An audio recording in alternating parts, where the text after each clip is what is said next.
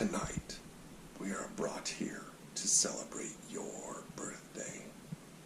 All of you know why you are invited here tonight for dinner. But you should also know that for one of you, it will be your last. Sitting in front of you is an envelope with a letter inside.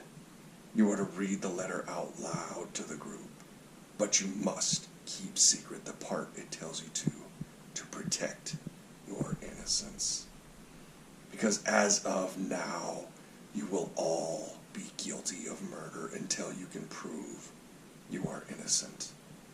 What would you be willing to do to protect your innocence? Would you be willing to die to protect it? Live or die. Make your choice. Let the game begin.